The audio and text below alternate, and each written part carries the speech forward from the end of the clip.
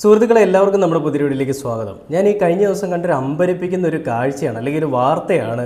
ഒരു മനുഷ്യന് എത്ര വിവാഹം കഴിക്കാൻ സാധിക്കും?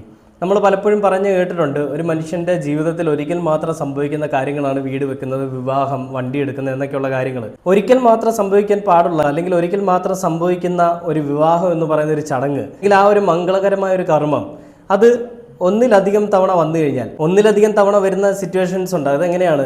ജീവനോടെ ഇരിക്കുമ്പോൾ നമ്മുടെ ഭാര്യയെ വിട്ടുപോകുമ്പോൾ, അല്ലെങ്കിൽ ഭർത്താവ് മരിച്ചു പോകുമ്പോൾ അവർ വീണ്ടും ഒരു പുനർവിവാഹത്തിന് തയ്യാറാവും. അങ്ങനെയുള്ളൊരു കേസുകളിൽ ഈ പറയുന്ന വിവാഹം ഒന്നോ അതിലധികം തവണയോ നടക്കും. പക്ഷേ ഒരാളെ കല്യാണം കഴിച്ചു കഴിഞ്ഞിട്ട് അടുത്ത വീണ്ടും ഒരാളെ കല്യാണം കഴിക്കുന്നു.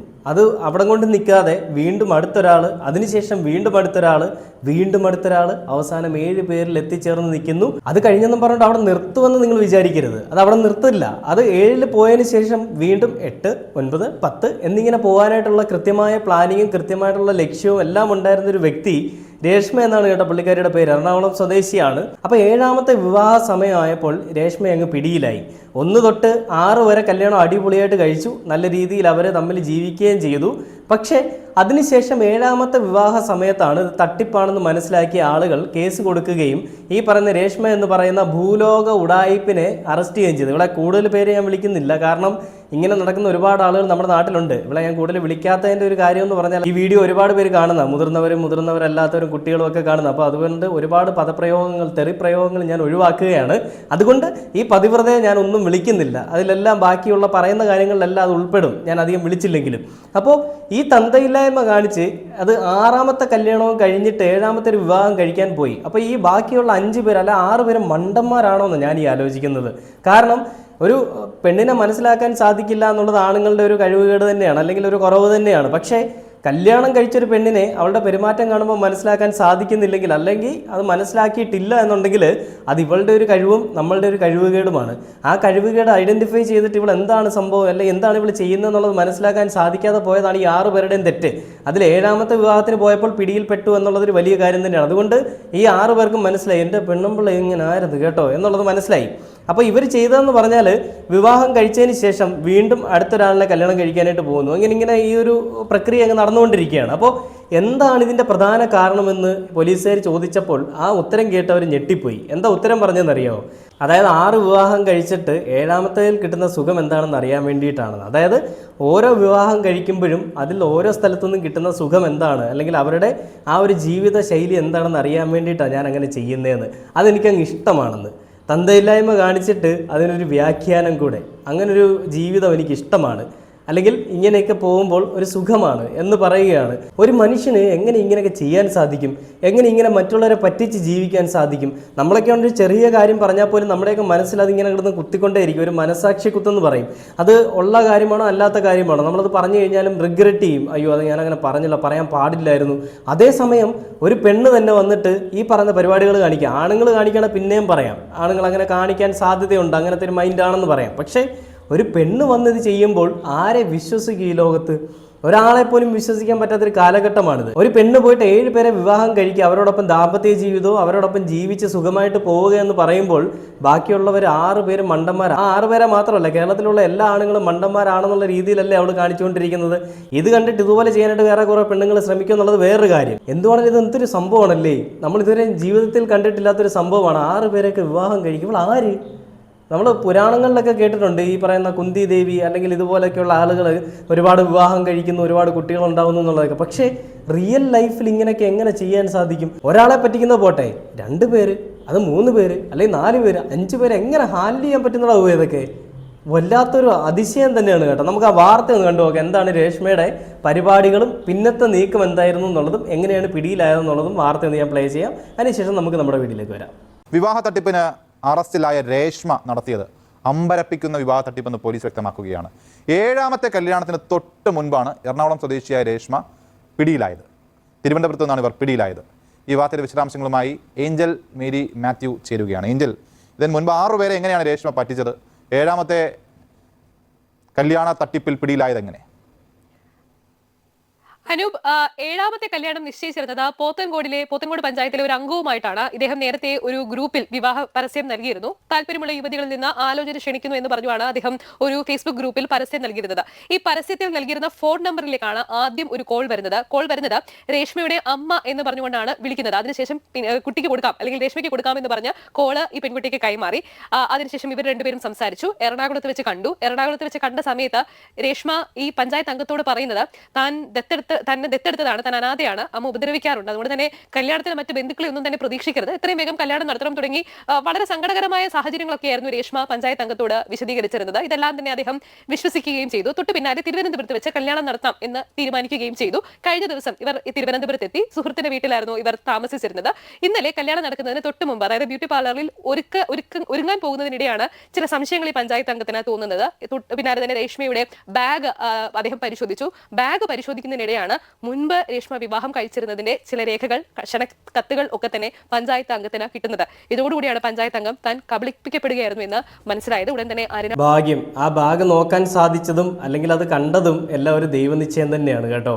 അപ്പൊ വേറൊരു കാര്യം ഇതിൽ എനിക്കെടുത്ത് പറയാനുള്ളത്, ഇതിനെപ്പറ്റി കൂടുതലായിട്ടൊന്നും പറയാനില്ല. കാരണം ഇവള് ചെയ്ത തന്തയില്ലായ്മ എന്താണെന്നുള്ള എല്ലാവർക്കും മനസ്സിലായി.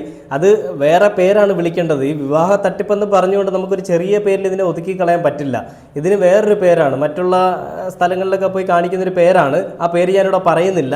അപ്പോൾ അങ്ങനെ കാണിക്കുന്നതിന് പുതിയൊരു പേര് വന്നിരിക്കുകയാണ്. അങ്ങനെ ഒരു പരിപാടി മറ്റുള്ളവരറിഞ്ഞാൽ മോശമായതുകൊണ്ട് ആ പേരിൽ നിന്ന് മാറ്റി വിവാഹ തട്ടിപ്പെന്നൊരു പേരങ്ങാക്കി. അപ്പോൾ എന്താ, പറ്റിക്കപ്പെട്ടു അല്ലെങ്കിൽ പറ്റിച്ചു എന്നുള്ളൊരു പേരല്ലേ വരുള്ളൂ, വേറെ മോശമായിട്ട് നടന്നു എന്നുള്ള പേരൊന്നും വരത്തില്ലല്ലോ. അത് വലിയൊരു തന്ത്രപൂർവ്വമായ അല്ലെങ്കിൽ ഒരു വലിയൊരു കണ്ടെത്തൽ തന്നെയായിരുന്നു കേട്ടോ. അതിലൊരു ഗവേഷണം നടത്തിയൊരു സ്ത്രീ തന്നെയാണ് ഈ രേഷ്മ എന്ന് പറയുന്നത്. അപ്പോൾ അങ്ങനെ ഒരു ടാർഗറ്റും വെച്ചിട്ടുണ്ടായിരുന്നു ലൈഫിൽ. അതായത് 10 വർഷത്തിനിടയിൽ 10 പേരെയാണ് വിവാഹം കഴിക്കാനായിട്ട് പുള്ളിക്കാരി കണ്ടുവച്ചിരുന്നത്.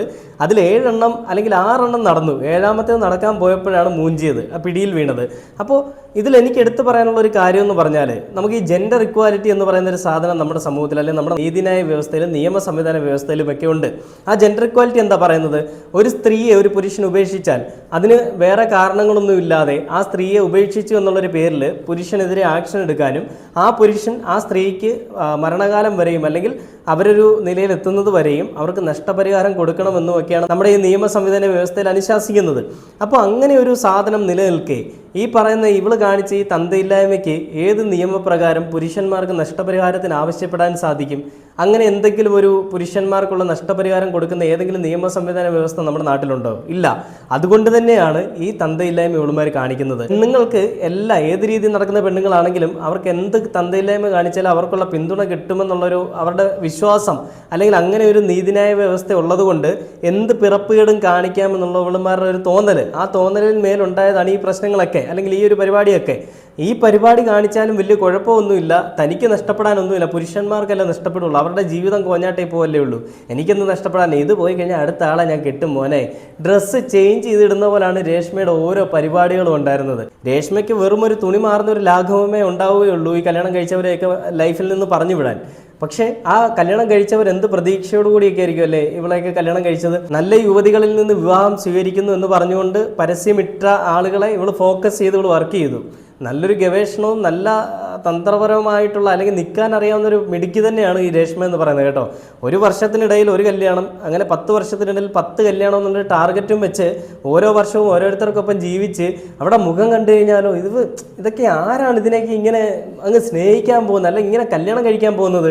ഞാൻ ബോഡി ഷേമിങ് നടത്തുന്നതല്ല കേട്ടോ. മനുഷ്യന് ചിന്തിക്കാൻ ഒരു കഴിവ് വേണ്ടേ? കല്യാണം കിട്ടാതെ മുട്ടി നിൽക്കുന്നവന്മാരായിരിക്കും ചിലപ്പോൾ ഒരുപക്ഷെ ഇതിൽ പെട്ടുപോയത്. അത് ഒരിക്കലും നല്ലൊരു കുടുംബത്തിൽ നിന്ന് കല്യാണം കഴിച്ച് നല്ലൊരു ജീവിത സാഹചര്യങ്ങൾ വേണം, നല്ലൊരു കുഞ്ഞുങ്ങൾ വേണം, നല്ല രീതിയിൽ ജീവിക്കാൻ സാധിക്കണം എന്നൊന്നും വിചാരിച്ച് കല്യാണം കഴിച്ചവരായിരിക്കത്തില്ല ഇവരാരും. ഇവർക്കാർക്കും കല്യാണം കഴിക്കാൻ പെണ്ണ് കിട്ടാതെ പെട്ടുപോയി നിൽക്കുന്ന അവസ്ഥയിൽ ഇവളെ പോലെയുള്ളവളുമാർ വന്നപ്പോൾ അങ്ങ് കെട്ടിപ്പോയതായിരിക്കണം. അങ്ങനെ കെട്ടിപ്പോയതിൻ്റെ പേരിൽ എന്തായി, അവരുടെ ജീവിതം കോഞ്ഞാട്ടയായിപ്പോയി. ഇനി അവർക്ക് വേറെ കല്യാണം കഴിക്കുമ്പോഴും അവർ സെക്കൻഡ് മാരേജ് എന്നുള്ള രീതിയിലേ പോകുള്ളൂ, അങ്ങനെ കൺസിഡർ ചെയ്യുള്ളൂ. അപ്പോൾ ഇവള് കാണിച്ച പരിപാടിയെല്ലാം ആ ഒരു വില്ലേജ് ഓഫീസർ അല്ല ഒരു വില്ലേജിലുള്ള ആളത് നോക്കിയ സമയത്ത് തന്നെ അദ്ദേഹത്തിന് മനസ്സിലായി. അദ്ദേഹം അത് കേസ് കൊടുത്തതുകൊണ്ട് 10 ടാർഗറ്റ് വെച്ചതിൽ 6 അവസാനിച്ചു. അല്ലായിരുന്നു എന്തായാലും ഇത് 10 തന്നെ പോയിട്ട് വീണ്ടും ഇതിങ്ങനെ സൈക്കിളായിട്ട് ഇങ്ങനെ റൊട്ടേറ്റ് ചെയ്തത്. എന്നാലും ഒരു പെണ്ണിന് ഇതൊക്കെ എങ്ങനെ സാധിക്കുമെന്നാണ്. ഒരു പയ്യനെ പോലും ഒരു പെണ്ണിന് മാരേജോ സംസാരിക്കാനോ സ്നേഹിക്കാനോ പറ്റാത്തൊരു സാഹചര്യത്തിൽ എങ്ങനെ ഇത്ര എണ്ണത്തിനെ കല്യാണം കഴിക്കുമെന്നുള്ളതാണ്. എന്നാലും ഒരു സംശയവുമില്ലാതെ അതിവിദഗ്ധമായിട്ട് തിരുവനന്തപുരത്ത് തന്നെ 3 പേരെയാണ് ഇവൾ ഫോക്കസ് ചെയ്ത് വെച്ചിരുന്നത്.